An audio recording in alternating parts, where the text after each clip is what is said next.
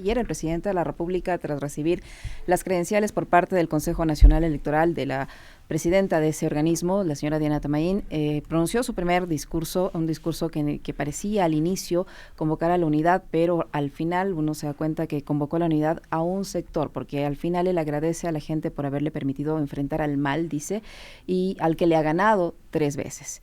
Un discurso algo confrontativo contra ese 44% que no apoyó su reelección y que se contrapone con el discurso ofrecido por su madre, la asambleísta Anabela Singh, en el primer día de la Asamblea Nacional, y por el propio discurso del nuevo presidente de la Asamblea, el señor Nils Olsen, que también llamaba al consenso, a la unidad, a construir, a convertirse en un puente para sacar adelante al país. ¿Qué opinión le merece el primer pronunciamiento del presidente y cómo se lo debe leer en el ámbito político? Buenos días, bienvenida. Buenos días, Orlando. Buenos días, Licenia. Em, Todo representante cuando es electo tiene un dilema, que es el dilema de la representación y la responsabilidad. Y en este caso, me parece que Noboa se queda aún en la representación, es decir, cuando uno representa la parte y no al todo.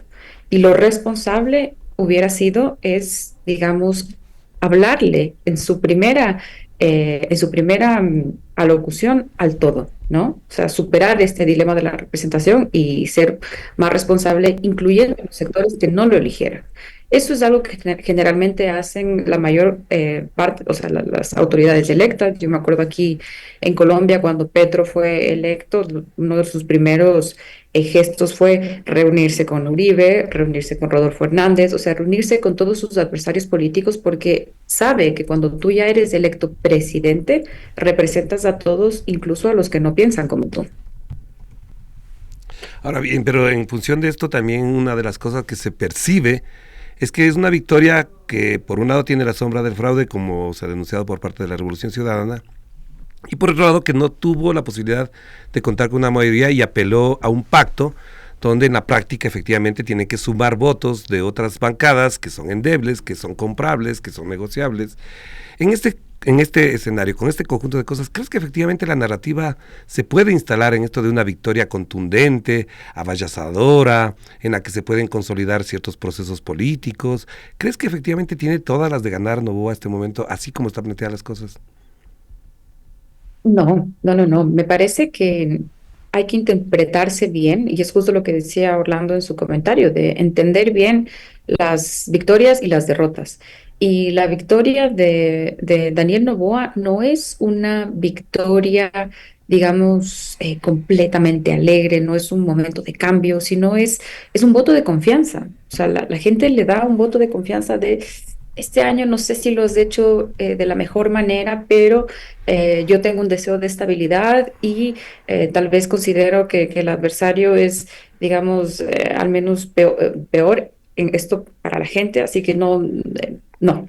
Es un voto de confianza, no es un voto, digamos, completamente alegre, feliz. Entonces, eso no le permite a él tener unas narrativas tan triunfalistas, sería un error.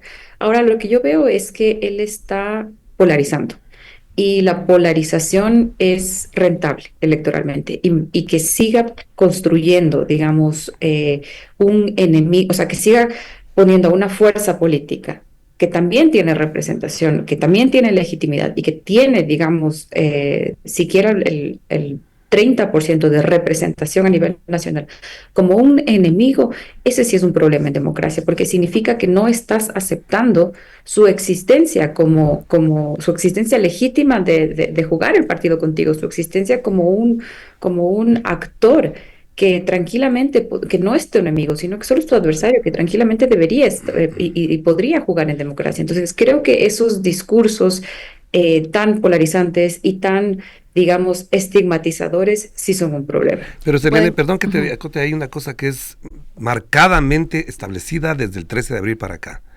Después de ese triunfo, con todas las dudas que hay sobre los votos, que si es una diferencia tan grande, etcétera, etcétera, sectores mediáticos que efectivamente contribuyen al relato oficial muchas veces, dicen que llegó la hora de desaparecer y de enterrar al correísmo. Y por lo tanto, en esa lógica tenían que enterrar la Constitución de Montecristi. Para eso plantearon una constitución express, con la elección de notables, a dedo, por supuesto, y entonces ahora ya no la pueden hacer. ni tampoco van a poder enterrar al correísmo. ¿Cómo miras esta narrativa catastrófica de que ya, efectivamente, no hay cómo tener a nadie que sea opositor, en este caso al correísmo, porque tienen al lado a Pachacuti y Partido Social Cristiano en su momento? ¿Crees que efectivamente se sostiene? Va a ser lo que yo decía en el comentario, igual que ese gran entusiasmo que hubo con la elección de Yamil Maguad, en la que hubo dudas si efectivamente le hicieron fraude a Álvaro Noboa. A ver, hay varias preguntas, varios temas. Por un lado, me parece que la idea de la constituyente parece que ni siquiera estaba pensada antes de ganar. Es decir, en Ecuador hay las autoridades del legislativo se configuran según el resultado que se obtenga en las elecciones presidenciales.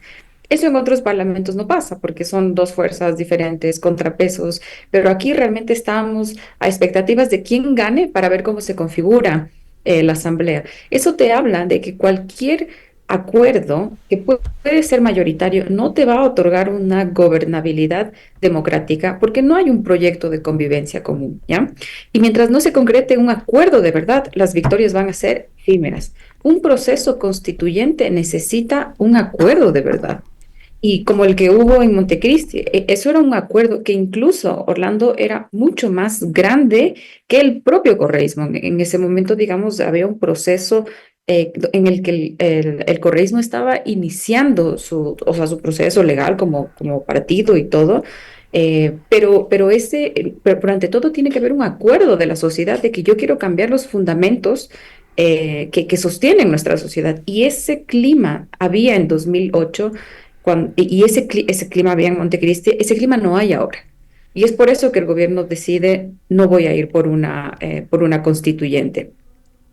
Eso. Y por el otro lado, esto de hablar de enterrar a una fuerza política, como yo digo, es profundamente peligroso. Nosotros tenemos que exigirles a nuestros representantes mesura, lo que Max Weber decía como una cualidad fundamental de los políticos, mesura. Porque cuando tú hablas de enterrar, significa que no puedes aceptar la existencia legítima en democracia de un jugador democrático más. Entonces, creo que es profundamente irresponsable hablar de, ya sea, digamos, el presidente, o ya sea el gobierno, o ya sea los medios. Creo que debe haber una reflexión social acerca de cómo nosotros nos estamos refiriendo y cómo estamos nosotros aceptando, porque si las fuerzas políticas entre ellos no se reconocen, si los actores políticos no se reconocen entre sí, periodistas no reconocen a políticos, los políticos no reconocen a periodistas, o sea, todos los que jugamos en la línea democrática estamos haciendo un grave daño a largo plazo a las condiciones de convivencia común en democracia. Ahora, Selene, usted hablaba del contrapeso. ¿En realidad existe un contrapeso ahora mismo en el país? Yo le pregunto esto porque, a ver, no es para nadie desconocido la cercanía que el presidente ha tenido con la función electoral, por ejemplo, que tiene con otros poderes del Estado, con la Fiscalía. Ahora tiene la Asamblea Nacional, tiene a su favor, o al menos se ha mostrado bastante cercano al Consejo de Participación Ciudadana, a la misma función judicial. ¿Qué contrapeso tenemos en el Ecuador? Existe división de funciones, por un lado, y en ese contexto de contrapesos, de división de funciones ficticio aparentemente, ¿qué posibilidad hay para ese 44% o ese que para el presidente de la República constituye el mal, ese enemigo al que no quiere tolerar, como usted señala? ¿Qué posibilidades de subsistencia política tiene? Y tomando en cuenta el peligro que usted acaba de señalar de esa narrativa de polarizar y de continuar gobernando bajo el odio. Hay dos buenas preguntas, Licenia. Por un lado, y ya lo decía Juan Linz, que es uno de los padres de la ciencia política, él ya advertía de los peligros del presidencialismo, no solo cuando una fuerza legislativa domina toda la asamblea, pero cuando se concentran tantos poderes en el Ejecutivo, y Ecuador es un caso de eso. Creo que históricamente nosotros hemos tenido, primero, por un lado, una fragilidad en la Asamblea, es decir, la Asamblea tiene una historia de volatilidad institucional, baja legitimidad pública, exacerbado por ciclos de inestabilidad política, destituciones presidenciales, Lucio, Yamil, también con Lazo, la muerte cruzada. Es decir, hay una profunda inestabilidad en la relación entre estas dos instituciones. Eh, y eso ha llevado que el Ejecutivo concentre generalmente mucho poder pues nuestro país históricamente presidencialista, hiperpresidencialista se ha llamado en algunos estudios. Y yo, digamos, no creo que ese es un tema que se va a resolver ahora, pero yo al menos lo que esperaría es un respeto al Estado de Derecho, ¿ya? Y eso, y porque no es novedad que el presidente, digamos, controle ciertas funciones del Estado, que tenga unas relaciones de cercanía con fiscalía, o sea, que con los agentes que tienen que controlar el poder, haya una relación tan cercana y que no controlen el poder. Pero eso no vamos a resolver ahora. Lo que al menos se debería pedir es un respeto al Estado de Derecho. Y eso significa dejar jugar a las otras fuerzas políticas, dejar de utilizar las instituciones de control para hacer política. Respetar el Estado de Derecho me parece que es lo mínimo que tenemos que pedirle ahora en esta relación, digamos, de concentración de poder, ¿ya? Porque no vamos a cambiar. Y sería como wishful thinking, como pensar en que y denunciar moralmente que está mal la concentración de poder, cuando eso es lo que históricamente hemos hecho. Pero al menos lo que sí hay que exigirle es respetar el Estado de Derecho. Y con esto me voy a su segunda pregunta de qué es lo que puede hacer, digamos, la fuerza mayoritaria de oposición al gobierno de Noboa. Hacer política incluso por fuera de la Asamblea Nacional, es decir, uno no tiene que reducirse a los espacios institucionales que uno ya ve y ya están cooptados por una mayoría frágil y todo, pero ya están esos espacios cooptados. Hay que ir a buscar los espacios disponibles, que no necesariamente van a ser espacios institucionales, que a veces al correísmo, o sea, el correísmo ha sido oposición en los últimos 10 años. Y a veces es curioso que se le atribuye problemas como si ellos estuvieran aún en el gobierno. Entonces, creo que es parte de este origen es que las peleas que ha dado el correísmo a veces ha sido en los espacios institucionales, en el Consejo de Participación Ciudadana, en la Asamblea, y hay que repensar la estrategia. Cuando uno tiene una estrategia clara de hacia dónde quiero ir como movimiento político, utilizo mis asambleístas acá en la asamblea, utilizo mis autoridades locales. Entonces, es más de repensar la estrategia y el juego grande y ver como que la película completa antes de que pensar o obtener un asiento en el CAL o obtener una presidencia. ¿De qué sirve? ¿De qué sirve? Al final es la estrategia y el objetivo que se tracen a largo plazo. Eso es lo más importante. René, ahí hay otro elemento también. En la primera vuelta, la Revolución Ciudadana sacó el 44%. El señor Daniel Noboa con ADN sacó el 44%. Y Pachacuti sacó un 5,70%. Es decir, si colocas en ese escenario de primera vuelta, tendría la izquierda más del 50%. O sea, tendría un 50%, ya, pongámoslo así. En este nuevo escenario, ¿cómo ves a las izquierdas? ¿Cómo ves el rol que deberían jugar incluso aquellos actores que firmaron el pacto, el acuerdo de las izquierdas para apoyar a Luisa González? Porque parecería que ya se ausentaron, se desaparecieron, se evaporaron, y me parece a mí que con ese caudal político, con ese capital político, la cosa tendría que ser diferente. En teoría, Orlando, los partidos políticos se basan en ideologías que guían sus políticas y acciones. Sin embargo, y sobre todo en Ecuador y en la práctica política, hay factores como alianzas estratégicas, intereses personales, presiones externas que influyen en las decisiones de los partidos. Y en Ecuador, yo creo que sería muy difícil de hablar de que hay una mayoría ideológica del 50% de izquierda, no solo por la suma de los resultados electorales, sino porque en Ecuador los partidos no son partidos ideológicos en un sentido programático y estable. Son más vehículos electorales personalistas que se articulan alrededor de personas más que de ideologías.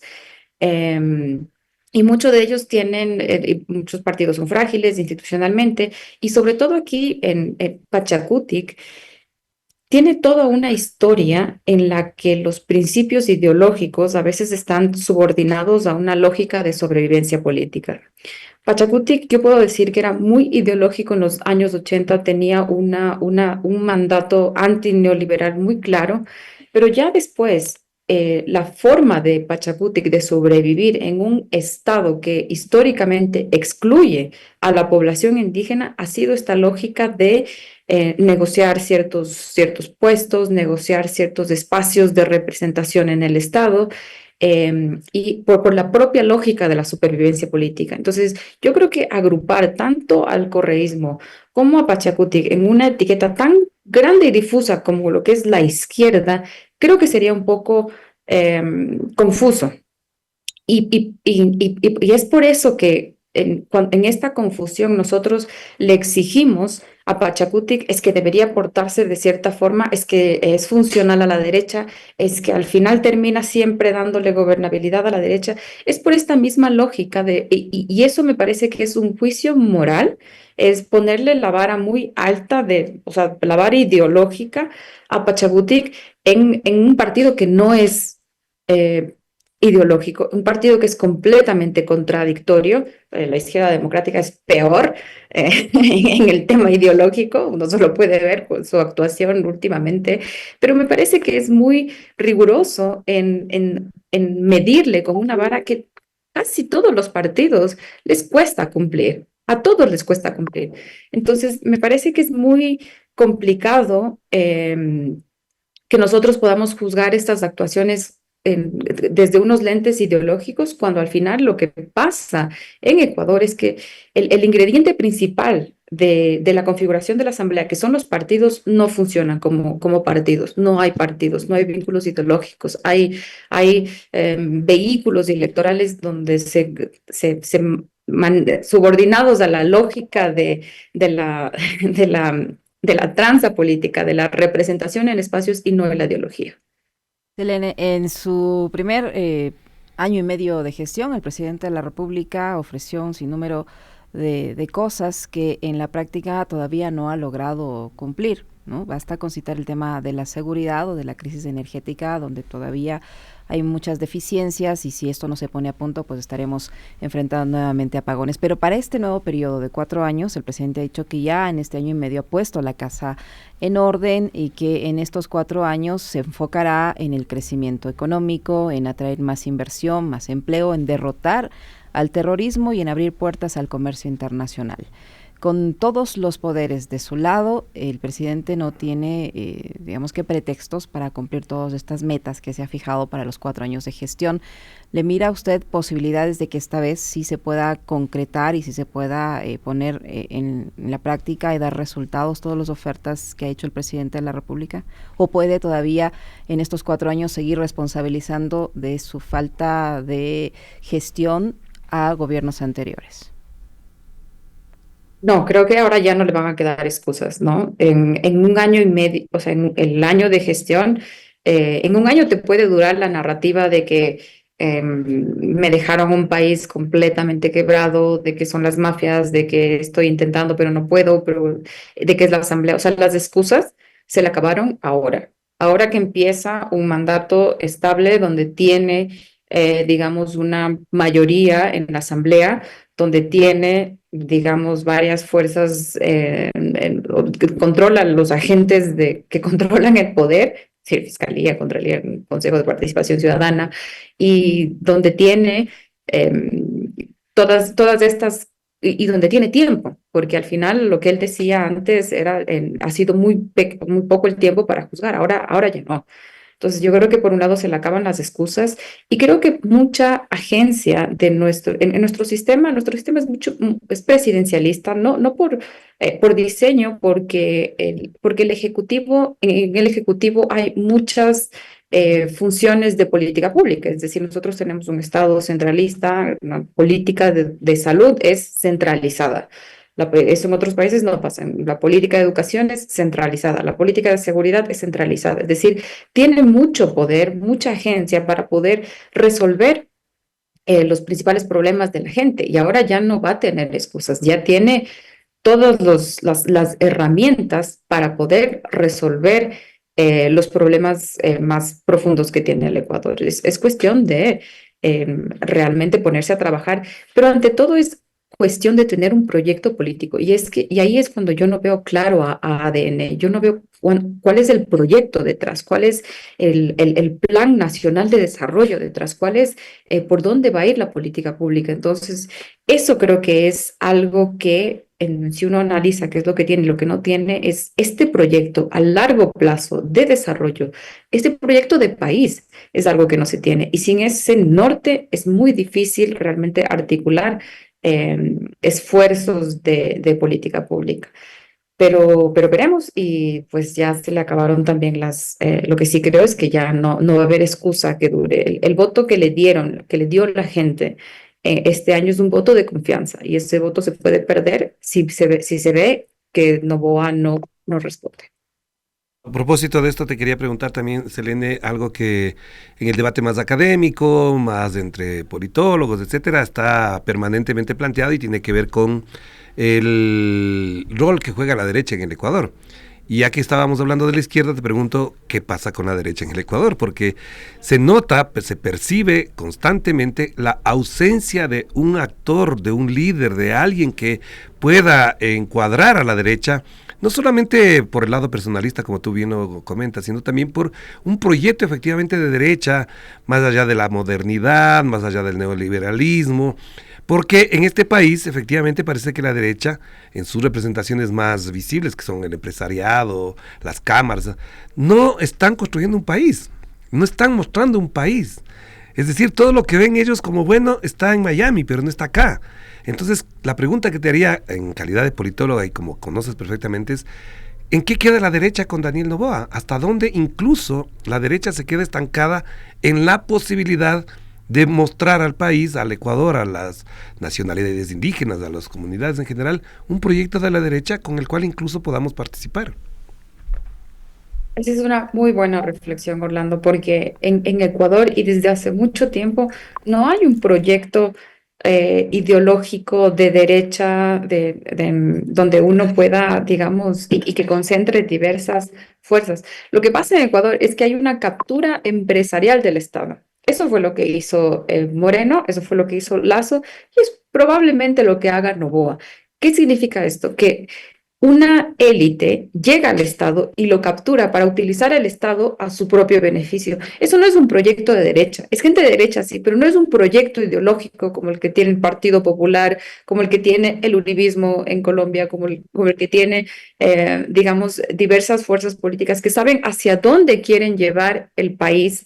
Eso no se tiene en Ecuador y no se ha tenido, y mi intuición es que no haya ese proyecto eh, político de la derecha bajo ADN o bajo Novoa. No es. Son élites que lo que hacen es capturar el Estado, es lo que se llama en sociología, una captura empresarial del Estado y no son proyectos ideológicos de derecha. Cuando venga ese proyecto, cómo se articule, eh, y además que nuestras derechas también, o sea, es también hablar de derecha es también un poco confuso porque hay varias derechas en el país y no todos los empresarios están con Noboa. El empresariado, digamos, de Noboa es un empresariado diferente al que hubo con Lazo. Con Lazo es una élite más rentista, lo de Noboa es una élite más oligárquica, incluso Costa Sierra, regionalmente diferente, familias diferentes, es toda una heterogeneidad de derechas. Y es por eso que no hay un proyecto ideológico de derecha que las englobe a todas. Que sería Selene, bueno tener ujú. democracia, ¿no? Sería bueno que el país Mm. tenga un proyecto, pero lo que vemos es las élites capturando el Estado cada 4 años que pueden y dejándolo más terrible de lo que lo encontraron. Pasos prácticamente. Selene, ¿Le podría pasar factura esta decisión del presidente anunciada por el ministro de Gobierno de dejar en stand-by lo de la Asamblea Constituyente y tramitar las reformas que consideren necesarias a través de la Asamblea Nacional, aprovechando esta mayoría que tiene allí, lo que pondría a prueba de verdad si esa mayoría es fija o es frágil? Y además esto tomaría un tiempo mucho más largo y debería, dependiendo de qué determine la Corte Constitucional, que ya ha allanado el camino para cómo se debe realizar estas reformas, convocarse luego en referéndum. Hasta que esto ocurra, posiblemente ya hay algo de desgaste. Podría pasarle factura, podría generar cierto malestar entre la gente que votó por el presidente esta decisión. ¿Y cree usted que va a ser viable estas reformas a través de la Asamblea Nacional considerando esa mayoría? No, no creo que le pase de factura porque las personas no votaron por Noboa por las propuestas de Noboa, sino por lo que él significaba. O sea, y ni siquiera votaron por el partido de Noboa y por los asambleístas, votaron por la figura. Son muchas razones complejas, contradictorias que explican el voto a Noboa, pero las propuestas, es decir, el proyecto de país no fue. Si ustedes se dan cuenta, es muy interesante que la elección de presidencial en Ecuador, en este caso, es una elección que no fue de propuestas.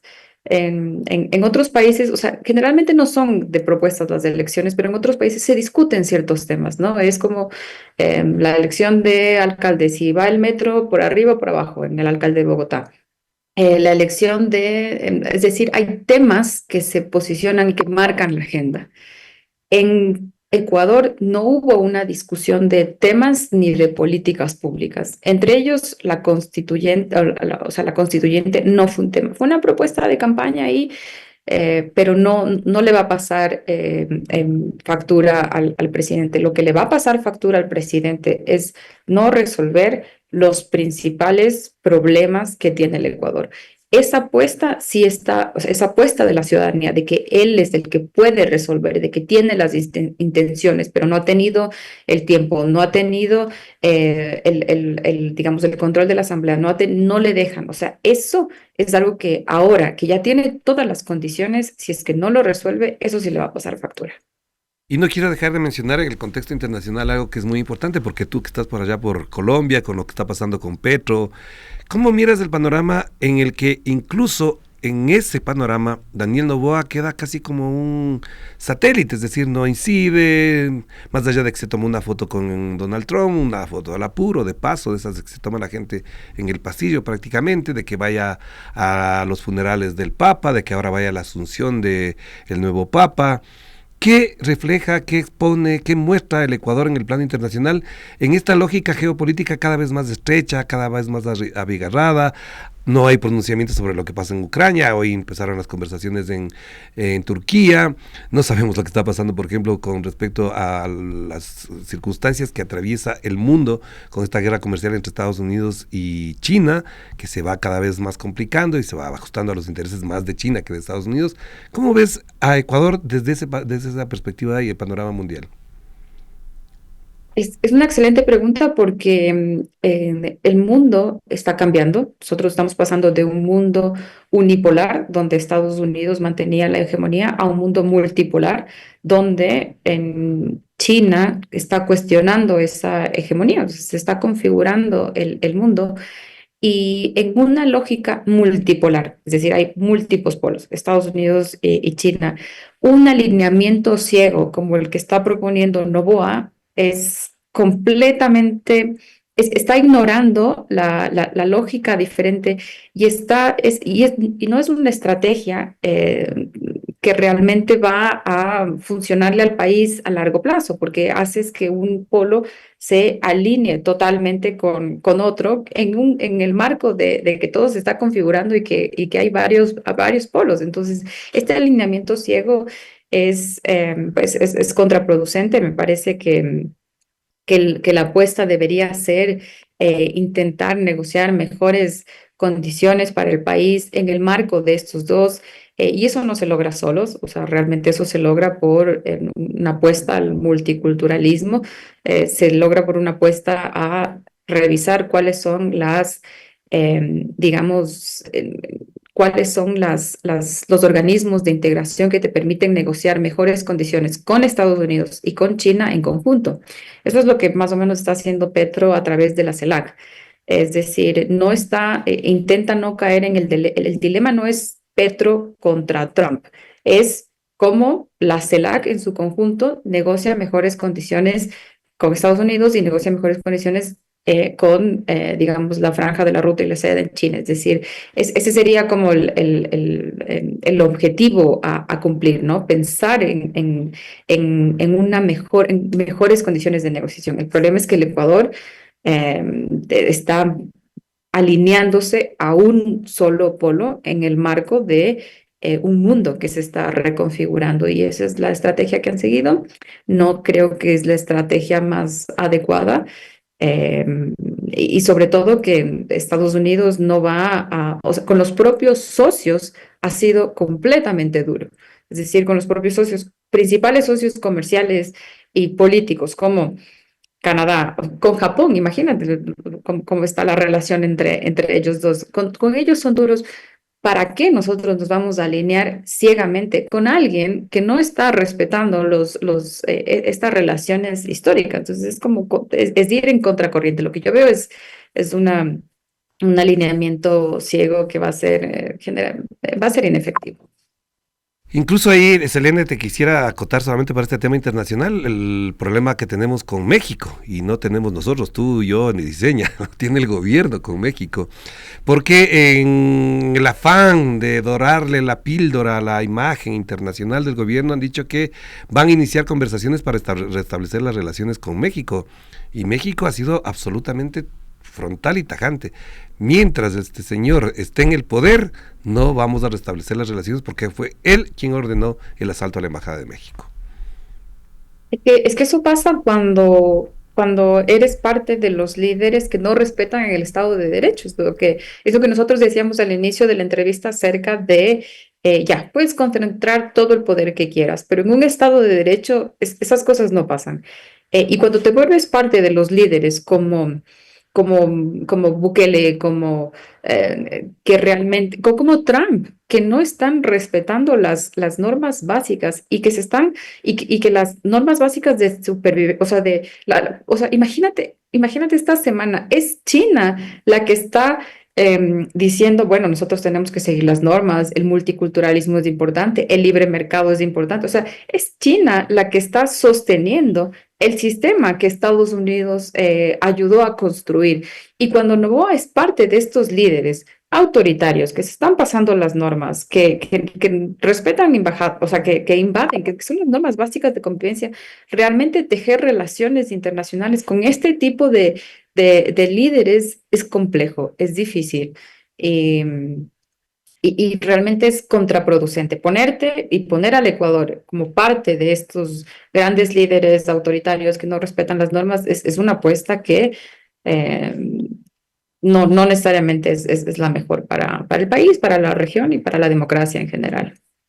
Selene, ¿qué rol debería asignarle el presidente de la República a su vicepresidenta María José Pinto para que no ocurra lo que pasó con la vicepresidenta anterior, ¿no? La que la tuvo alejada en Turquía, en Israel, y no le dio nunca un rol protagonista dentro de la gestión durante este año y medio de labores, ¿no? La vicepresidenta Verónica Abad, que ve ahora a lo lejos lo que ocurre con la política nacional. ¿Qué rol debería tener en esta ocasión para este nuevo periodo de gobierno la vicepresidenta de la República, que fue electa y seleccionada por el presidente y electa por los ecuatorianos?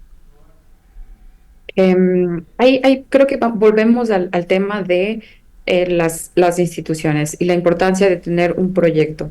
Cuando tú tienes un proyecto, no importa la persona que esté, sea Verónica, sea María, sea Selene, sea Licenia, porque esta persona va a responder a un proyecto de país, a una ideología, y yo sé hacia dónde va a ir, independientemente de quién sea. El problema es que él llegó con un partido, o sea, con Verónica Abad, llegó con un partido prestado, le pusieron la vicepresidenta, ni siquiera sabía quién era. Cuando llega ahí, pasa lo que pasa, ¿no? Obviamente me parece que con la con la vicepresidenta actual hay un alineamiento más claro, digamos, relaciones personales, confianza desde hace mucho tiempo. No creo que haya un conflicto como el que hubo con Verónica Abad, pero creo que estos temas son los que no debería estar estos temas en la agenda política pública de Ecuador. Es decir, sería impensable en otro país de que dos personas de la propia fuerza política, cuando ya son cargo electo, de repente la una se pelea con la otra por cuestiones personales, cuando al final lo que importan es las ideologías, los partidos, y creo que ese es el esfuerzo que nosotros tenemos que hacer, ¿no?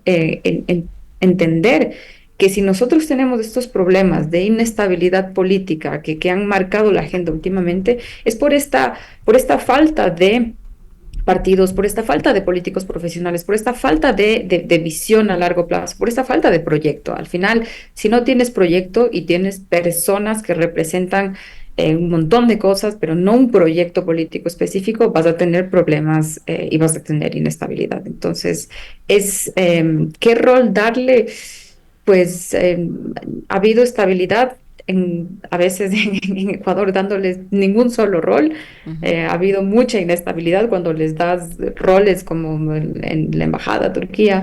Creo que mientras haya coherencia, mientras haya alineamiento, le puede dar ningún rol y eso ya le va a funcionar.